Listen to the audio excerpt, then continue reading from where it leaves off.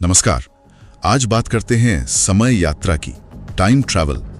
क्या ये बस फिल्मों की बातें हैं या सच में मुमकिन है? हाँ, ये सवाल तो हमेशा से रहा है ना, कि क्या हम समय में आगे पीछे जा सकते हैं?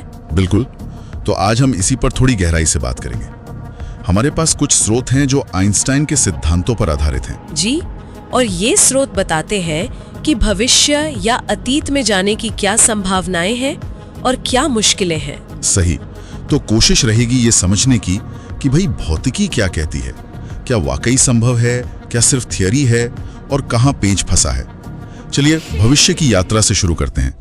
अब देखिए, हम सब तो समय में आगे बढ़ ही रहे हैं हर पल। हाँ, वो तो है ही। लेकिन क्या आइंस्टाइन की स्पेशल रिलेटिविटी कहती है कि हम इसे तेज कर सकते हैं, कुछ टाइम डायलेशन जैसा? हाँ बिल्कुल।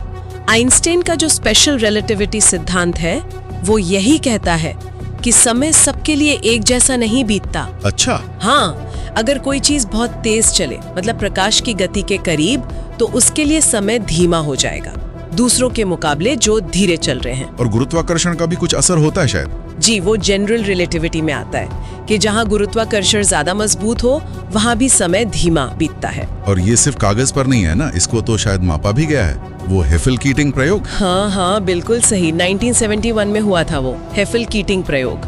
उसमें परमाणु घड़ियों को हवाई जहाज में रखकर दुनिया का चक्कर लगवाया। अच्छा। और जब वो लौटी तो जमीन वाली घड़ियों से कुछ नैनोसेकंड पीछे थी। बहुत छोटा फर्क था, पर था। साबित हो गया कि टाइम डायलेशन सच है। नैनोसेकंड, बहुत ही कम। हाँ, बहुत कम। और अभी का उदाहरण ले तो स्कॉट केली का, अंतरिक्ष यात्री। हाँ, जो आईएसएस पर रहे थे काफी समय। जी, लगभग 1 साल।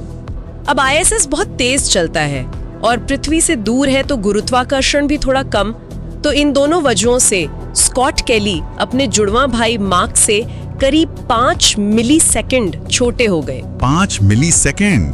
तो नासा इसे रियल वर्ल्ड टाइम ट्रैवल कहता है। हाँ, वो कहते हैं। तो मतलब भविष्य में थोड़ा तेजी से जाना संभव है, पर ध्यान देने वाली बात यह है कि ये एक तरफा है। आप वापस नहीं आ सकते उसी रास्ते से, और अभी ये बहुत सीमित है। दिलचस्प। मतलब तकनीकी रूप से तो मुमकिन है, भले ही बहुत कम, लेकिन असली मजा तो अतीत की यात्रा के ख्यालों में है ना। हाँ, वो हमेशा से ज्यादा लुभावना रहा है। तो क्या आइंस्टीन के सिद्धांत इसके बारे में भी कुछ कहते हैं? मैंने सुना है वर्म होल या घूमने वाले black holes, close time like curves, ये सब क्या हैं? देखिए, आइंस्टाइन की जनरल रिलेटिविटी जो गुरुत्वाकर्षण और स्पेस टाइम के ताने बाने को समझाती है, वो सिद्धांत के तौर पर कुछ ऐसी संभावनाओं की इजाजत देती है। अच्छा। हाँ, जैसे वर्म होल जो स्पेस टाइम में शॉर्टकट हो सकते हैं, या कुछ खास तरह के घूमते हुए ब्लैक होल, या फिर एक काल्पनिक चीज है टिपलर सिलेंडर। ये सब स्थितियां सिद्धांत में स्पेस टाइम को ऐसे मोड़ सकती हैं कि क्लोज्ड टाइम लाइक कर्व्स बन जाएं। क्लोज्ड टाइम लाइक कर्व्स मतलब बंद रास्ते? हाँ, मतलब ऐसे रास्ते जो शुरू होकर वापस अपने अतीत के ही किसी पॉइंट पर खत्म हो। सिद्धांत ये कहता है कि अगर ऐसा रास्ता मिल जाए तो उस पर चलकर अतीत में जाना मुमकिन हो सकता है। सुनने में तो बिल्कुल साइंस फिक्शन जैसा है। पर अगर थ्योरी में गुंजाइश है तो असलियत में दिक्कतें क्या हैं? क्यों नहीं कर पाते हम? दिक्कतें बहुत बड़ी हैं, बहुत ज्यादा। पहली और शायद सबसे बड़ी है एग्जॉटिक मैटर की जरूरत। Exotic matter? ये क्या चीज है? मतलब ऐसा पदार्थ जिसमें नेगेटिव एनर्जी डेंसिटी हो। आम मैटर गुरुत्वाकर्षण से खींचता है ना। हाँ। एग्जॉटिक मैटर उल्टा काम करेगा, वो स्पेस को धकेलकर फैलाएगा। ऐसे किसी पदार्थ की जरूरत पड़ेगी वर्म होल को खुला रखने या सीटीसी बनाने के लिए। और ऐसा पदार्थ हमने न कभी देखा है, न हमें पता है कि ये बनता कैसे है। बाप रे, मतलब हमें कुछ ऐसा चाहिए जो शायद हो ही ना। और क्या मुश्किलें हैं? दूसरी बड़ी मुश्किल है जिसे स्टीफन हॉकिंग ने कहा था क्रोनोलॉजी प्रोटेक्शन कंजेक्चर। हाँ, सुना है इसके बारे में। ये एक आइडिया है कि शायद भौतिकी के नियम ही ऐसे बने हैं कि वो बड़े पैमाने पर अतीत में यात्रा को रोकते हैं ताकि पैराडॉक्स ना हो, विरोधाभास। जैसे वो दादाजी वाला पैराडॉक्स? बिल्कुल, ग्रैंडफादर पैराडॉक्स। कि अगर आप अतीत में जाकर अपने दादाजी को मान लीजिए बचपन में कोई नुकसान पहुंचा दें तो आपका जन्म कैसे होगा, और अगर आप जन्मे ही नहीं तो अतीत में गए कैसे? हाँ, ये तो सिर घुमा देता है एकदम। तो इसका कोई हल सोचा है किसी ने? कुछ विचार है।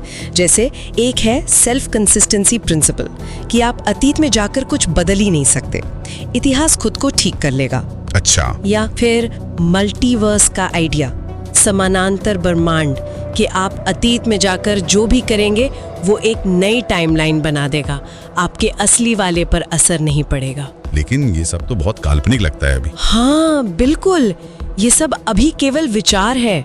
और एक बुनियादी कमी ये है कि हमारे पास क्वांटम ग्रेविटी की पूरी थ्योरी नहीं है। Quantum gravity? हाँ, जो बता सके कि बहुत ज्यादा गुरुत्वाकर्षण जैसे ब्लैक होल के अंदर या बहुत छोटी दूरी पर क्वांटम मैकेनिक्स कैसे काम करते हैं। इसके बिना टाइम ट्रैवल जैसी चरम संभावनाओं को समझना मुश्किल है। समझ गया। तो इतनी सारी रुकावटें हैं, फिर भी क्या इस दिशा में कोई नया काम, कोई रिसर्च हो रही है, कोई उम्मीद? रिसर्च तो चलती रहती है। जैसे अभी न्यूयॉर्क की एक लैब में एक प्रयोग हुआ था, टाइम मिरर। Time mirror? हाँ, उन्होंने इलेक्ट्रोमैग्नेटिक तरंगों के साथ कुछ ऐसा किया कि वो समय में पीछे जाती हुई सी लगी, मतलब जैसे किसी घटना का असर उलट गया हो। पर यह समझना जरूरी है कि ये तरंगों पर था, किसी इंसान या चीज को नहीं भेजा गया। अच्छा, ठीक है। लेकिन ये दिखाता है कि समय की दिशा के साथ खेलने का विचार पूरी तरह खारिज नहीं किया गया है और कुछ वैज्ञानिक क्वांटम उलझाव, एंटेंगलमेंट और रिलेटिविटी को जोड़ने पर भी काम कर रहे हैं। शायद क्वांटम लेवल पर कुछ सुराग मिले। तो अगर हम आज की पूरी बात को समेटें तो आइंस्टीन के हिसाब से भविष्य में जाना थोड़ा तेजी से, वो तो सच है। हाँ, सीमित है, एक तरफा है, पर वास्तविक है। सही, प्रयोगों में देखा भी गया है। लेकिन अतीत में जाना वो अभी पूरी तरह से थ्योरी में ही है। बिल्कुल, उसके लिए एग्जॉटिक मैटर चाहिए, पैराडॉक्स का मसला है, क्वांटम ग्रेविटी की समझ नहीं है, बहुत मुश्किलें हैं। तो रास्ते में बहुत बड़े रोड़े हैं। हाँ, सही कहा। और ये हमें एक बड़े सवाल पर छोड़ देता है, क्या समय के सारे राज खोलने के लिए हमें पहले क्वांटम ग्रेविटी को समझना होगा? या सोचिए, अगर पैराडॉक्स की बात करें, मान लें अगर अतीत में जाना संभव हो भी गया, तो फिर कारण और कार्य, कॉज एंड इफेक्ट का क्या होगा? हमारी अपनी इच्छा, फ्री विल, उसका क्या मतलब रह जाएगा? ये सवाल सिर्फ विज्ञान के नहीं, दर्शन के भी हैं। बिल्कुल, सोचने के लिए बहुत कुछ है इसमें।